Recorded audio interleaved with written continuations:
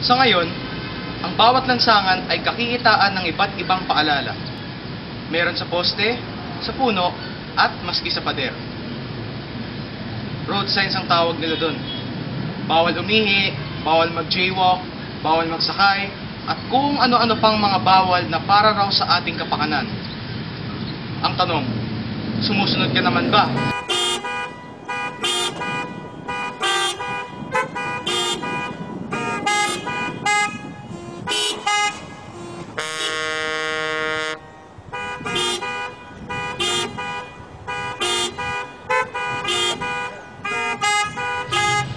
Ito ay isang dokumentaryo.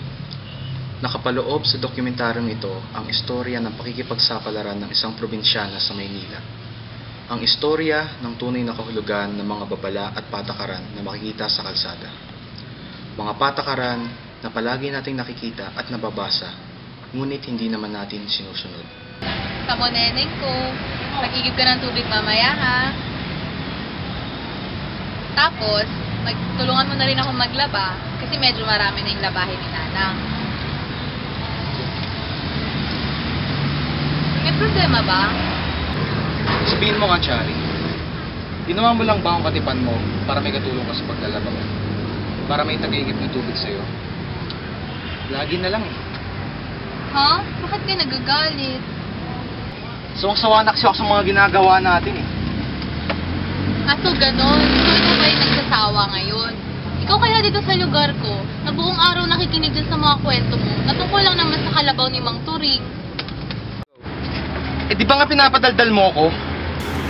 Oo nga, pero sana naman yung mga naririnig ko may katuturan, di ba? Hindi na lang puro bukid, puro kalabaw, at saka si Lolita. Eh bakit biglang pumasok si Lolita sa usapan? Pinagsaselosa mo na naman? Sino bang hindi? Ay naku, doon ka na nga sa Lolita mo. Stop, look, and listen. Saan? Para saan? At ano nga ba ang halaga ng patakarang ito? Kadalasan itong makikita sa mga kalsadang may kasalubong na release ng tren at nagsisilbing babala sa mga driver kung may paparating pang tren o wala. Ngunit, alam nga ba ng mamamayang Pilipino ang ibig sabihin ng stop, look, and listen? Panahon!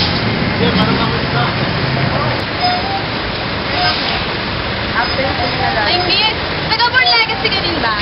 Sana aware ka na nagkakos ka rin ng traffic dito sa channel. Baliw yata ito eh! Ano ba? Miss, sorry ah. Chinek ko lang. Tip ko sa'yo, libre gumamit niyan.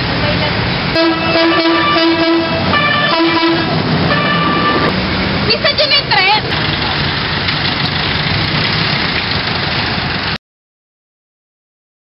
No parking. Yung pedestrian crossing. No left turn ka. Hindi. Nakakasagabal siya sa ibang mga katulad ko na Nasaan ko na? Gaya ng beating the red light. Beating the red light.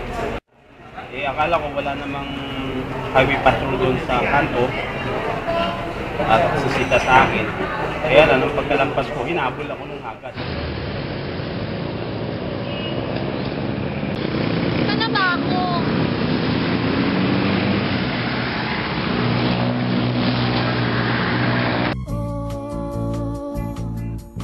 Lumapit ka kung gusto mo akong halikan. Miss. Ay. Ambot?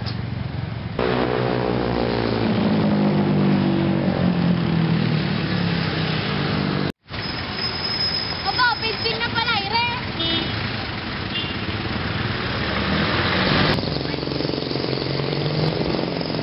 Napadaan na ba kayo sa may bandang Ross Boulevard o di kaya sa Luneta? Kung oo, tiyak napansin nyo na ang sign na PEDSing. At akala ng iba, ito ay pangalan ng street o isang historical figure. Pero ang totoo, isa itong road sign. Ang ibig sabihin ng PEDSing ay pedestrian crossing. Ang PEDSing ay ang lugar kung saan dapat tumatawid ang mga tao upang maiwasan ang aksidente. Pero sabi ng dating mayor ng Maynila na si Lito Atienza, mayroon daw talagang tao na ang pangalan ay Ped Sing Hua.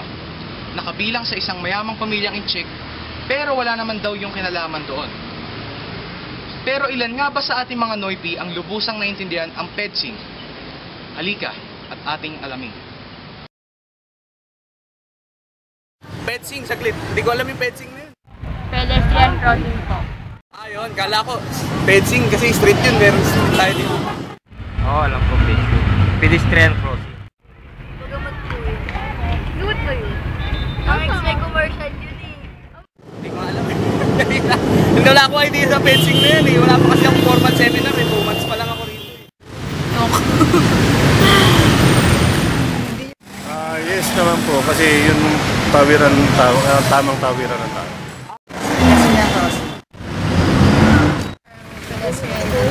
So, doon lang po pwede tumawid. Tsaka kapag naka-road light. Hindi na siguro kasi yung iba, mababasa nila fencing, pero hindi nila alam na ibig sabihin mismo ng fencing. Parang kasi mas maganda po kung yung mismo na pedestrian lane yung nakalagay. Kasi pag fencing, parang ano yung scene naman. Kasi ako naintindihan ko, fencing, that came from the pedestrian crossing. So, pinag-connect lang. Hoy! Papakamatay ka ba? May sign doon oh, bawal daw mag-jaywalk.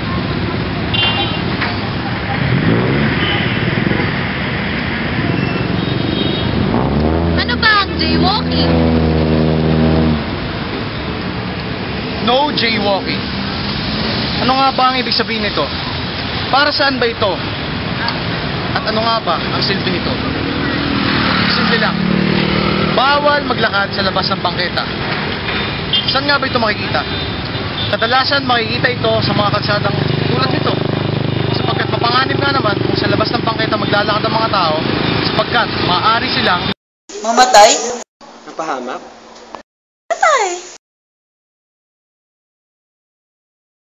Mahalaga yun kasi may nagsisimbolize ng progress ng isang bansa. Kakaroon tayo ng road sign para unang-una madisiplina yung mga tao, yung mga tumatawid. Pangalawa, kaya nilalagyan ng road sign na bawal tumawid para maiwasan ang aksidente.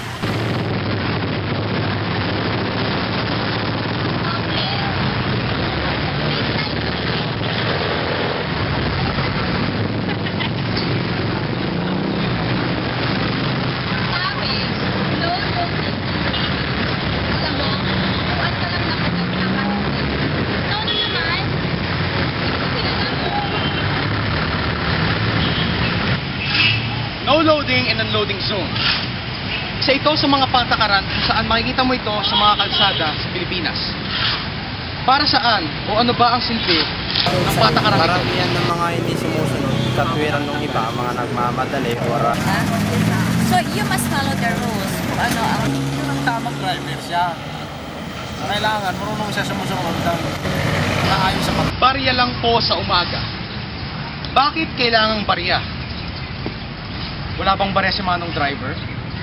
Isinaad ba sa konstitusyon na kailangang barya ang ibayad tuwing umaga? Bakit? Ha? Bakit? Bakit? Bakit? Joke lang. Panoorin nyo to. Sino mga pinagpausap sa aga? Pwede naman maya-maya.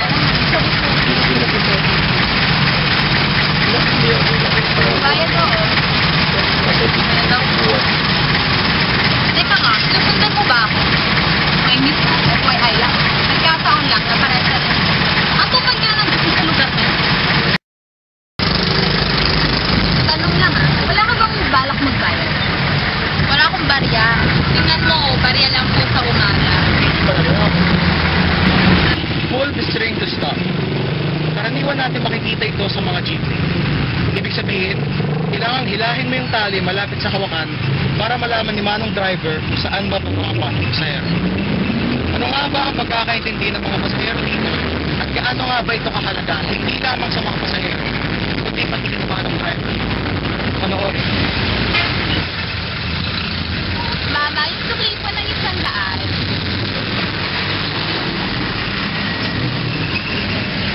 Ma,